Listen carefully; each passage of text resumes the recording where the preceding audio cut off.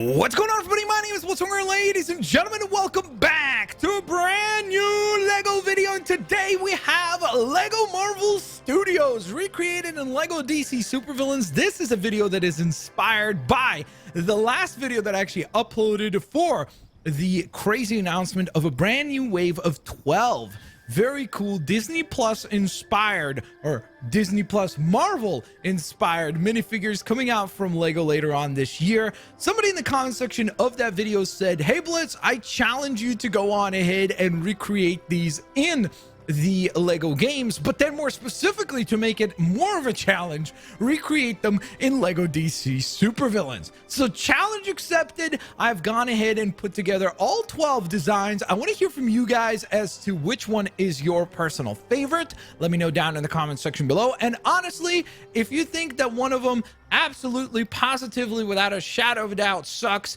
you can let me know down in the comment section below as well. But also, if you think some of them are halfway decent, let me know as well down in the comment section below. And if you end up going on ahead and putting these designs together yourself, if you can do a better job, share those on Twitter, Instagram, tag me at Blitzwinger. Thank you guys so very much for that. So let's kick things off with the first Disney Plus show that we got to see, which would be Wandavision. And here we have Wanda, or I guess I should really start getting in the habit of calling her Scarlet Witch, since that is her new moniker that she will be going by from this point on. So here we have the Scarlet Witch. By the way, I will have the side-by-side images so that you guys can compare how accurate or inaccurate my takes were.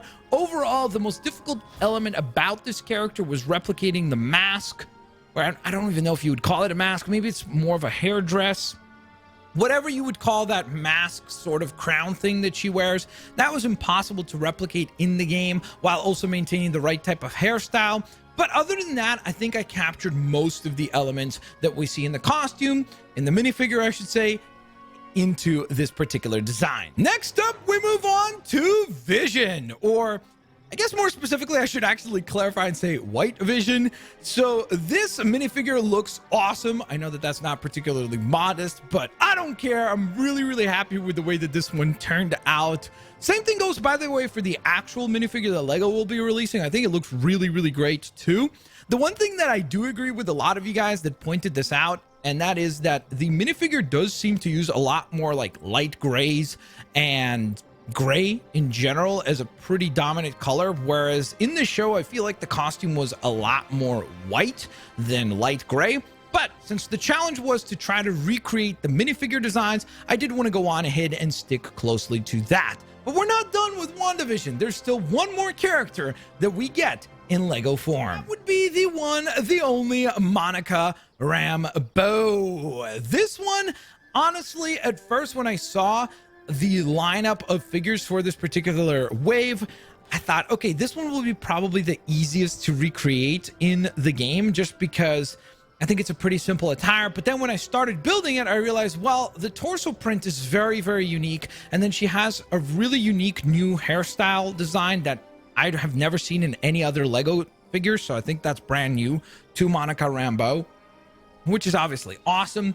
But I tried to do my best to actually recreate it, and oddly enough, I think that at the end of the day, this is probably the design that looks closest to the actual minifigure. I think I captured most of the correct elements, colors, designs for this particular costume. Let me know what you guys think as far as the WandaVision lineup. Which one is your personal favorite?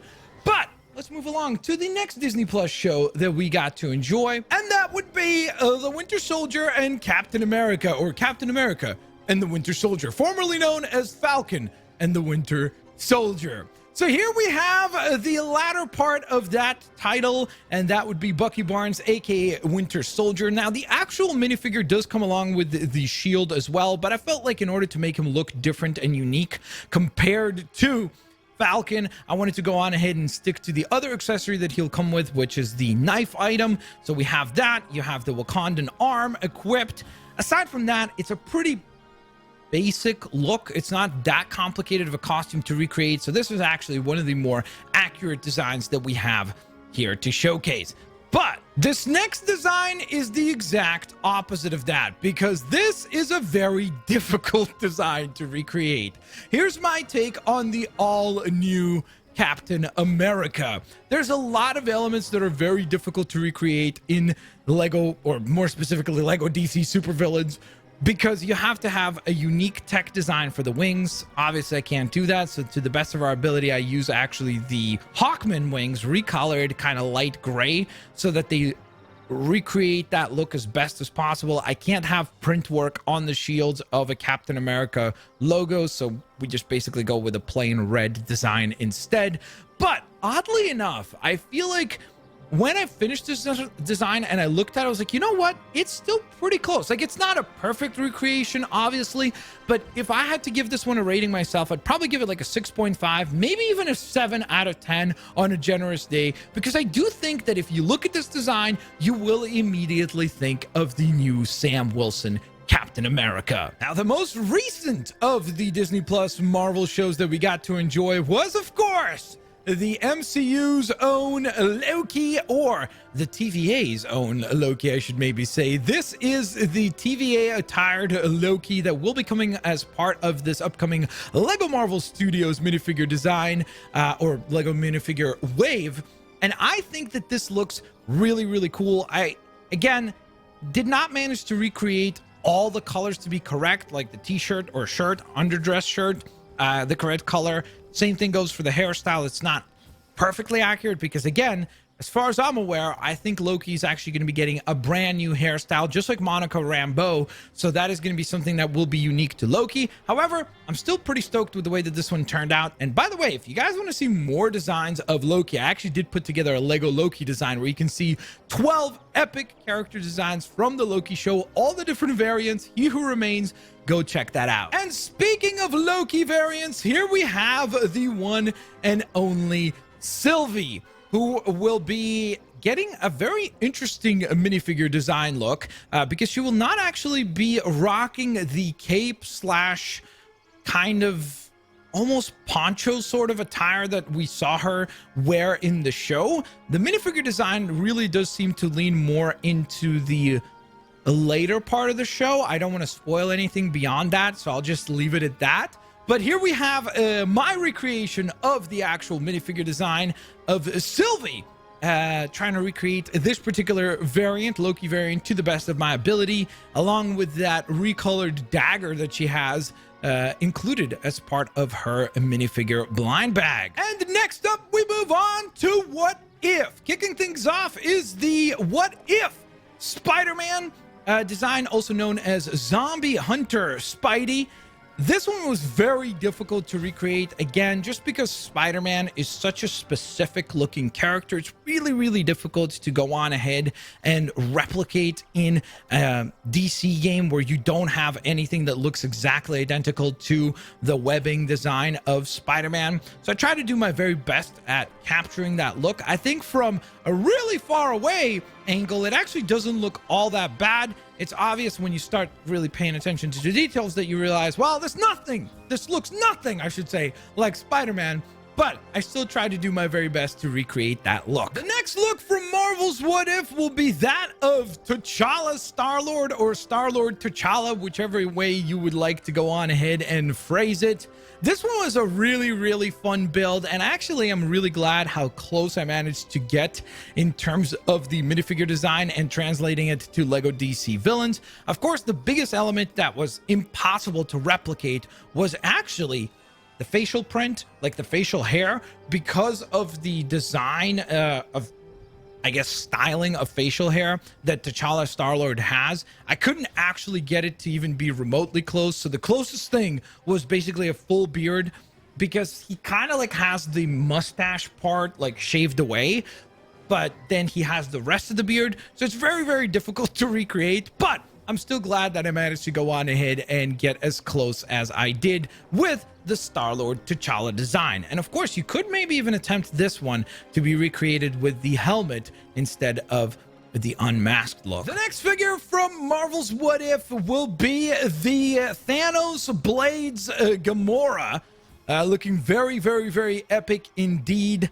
just a really sick looking design. This one turned out super duper cool. I was very pleasantly surprised that I managed to get this one to look as close as it does. The one big giant omission for this particular design that I think really makes it stand out is the lack of highlights in the hair, like that pink sort of highlight that she has in her hair.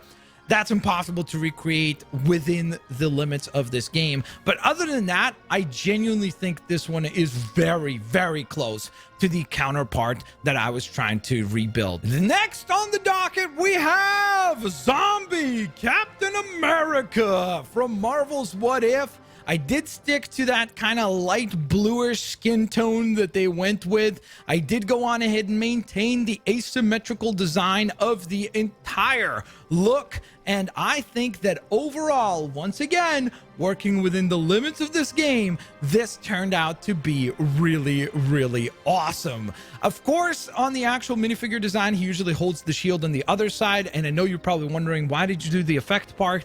The idea there was to try to use a regular red shield, but the way that they have the actual shield that will be coming with the minifigure, it's got like all these like scars and like tears and wear and tear on the actual shield. So I thought maybe by using the actual effect part, it kind of looks like it's got certain amounts of dings and things like that on the shield. So that's sort of the idea behind that. I'm actually really glad that this one turned out as cool as it did. And then last, but certainly not least, we have the one and only Captain Carter. Rounding out the list, this is Captain Carter when she becomes Captain America, or I guess Captain Carter is really the moniker that she will be going by, and I am super duper stoked with the way that this one turned out. Again, I am obviously aware that the hairstyle is completely inaccurate, but that's because, again, this character will be getting a unique brand new hairstyle that was not seen, at least by me, on any other game for sure, and not even any other Lego minifigure in real life. So I try to get as close as possible to a similar sort of hairstyle that we see for Agent Carter in other shows and appearances that she's had before. And so with all that in mind, guys, there you have it. That was 12 Lego Marvel Studio designs that I went ahead and recreated in Lego DC Supervillains. Let me know which one is your favorite. Let me know which one absolutely sucked. Honestly, I will not be offended. Let me know down in the comment section below. Don't forget, in addition to that, guys, smash that thumbs up button. Subscribe if you haven't yet. I really do appreciate you guys' support. And of course, I do certainly hope to see you guys here on the next one. Peace out. See you later, alligators. Bye-bye, everybody.